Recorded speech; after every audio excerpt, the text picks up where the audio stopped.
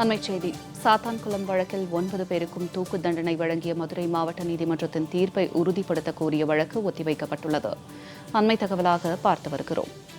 காவல் ஆய்வாளர் ஸ்ரீதர் உள்ளிட்ட 9 காவல்துறையினர் மற்றும் சிபிஐக்கு நோட்டீஸ் அனுப்ப மதுரை அமர்வு உத்தரவு பிறப்பித்துள்ளது.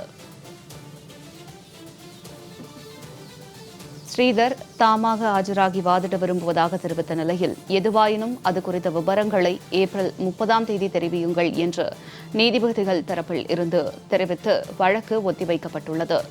அண்மை தகவலாக பார்த்து வருகிறோம். விரிவான தகவல்களோடு இணைகிறார் எமது செய்தியாளர் சல்மான். வணக்கம் சல்மான், இது குறித்த கூடுதல் விவரம்.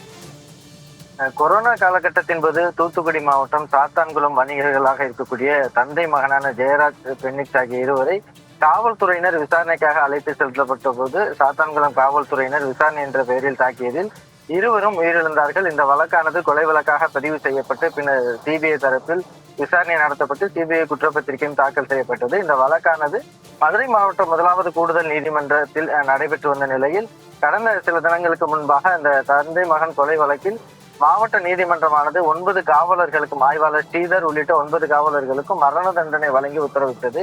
இந்த தண்டனையை உறுதி செய்ய கோரி தமிழக அரசு தரப்பில் மதுரை உயர் நீதிமன்ற கிளையில் ஒரு அமர்வில் மனு தாக்கலானது செய்யப்பட்டது. இந்த வழக்கானது இன்று நீதிபதிகள் ஆனந்த் வெங்கடேஷ் மற்றும் கே ராமகிருஷ்ணன் ஆகிய அமர்வு முன்பாக இன்று விசாரணைக்கு வந்தபொழுது மரண தண்டனை விதிக்கப்பட்ட ஸ்ரீதர் உள்ளிட்ட 9 காவலர்களும் மதுரை மத்திய சிறையில் இருந்து வீடியோ கான்பரன்ஸ் மூலமாக ஆஜராகினார்.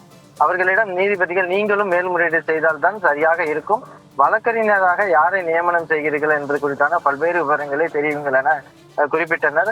அப்போது காவலர்கள் தரப்பில் ஆவணங்கள் இல்லை என தெரிவிக்கப்பட்டது. அதற்கு நீதிபதிகள் இலவசமாக உத்தரவு நகல் கிடைக்கப்பெற்றது என, அதை வைத்து வழக்கு தாக்கல் செய்யுங்கள் எனவும் ஆவணங்கள் வழங்கப்படும் எனவும் குறிப்பிட்டனர். தொடர்ந்து வழக்கை ஏப்ரல் 30 ஒத்திவைத்தும் சிபிஐ மற்றும் 9 காவலர்களுக்கும் நோட்டீஸ் அனுப்பவும் கூட நீதிபதி அவர்கள் உத்தரவிட்டிருக்கிறார்கள். அதே போன்று ஆய்வாளர் ஸ்ரீதர் தாமாக ஆஜராகி வாதிட விரும்புவதாக தெரிவித்த போது அதற்கு எதுவாயினும் அது குறித்த விவரங்களை ஏப்ரல் 30 தெரிவிங்கள் என கூறி நீதிபதிகள் இந்த வழக்கை ஒத்திவைத்திருக்கிறார்கள். ஜனனி,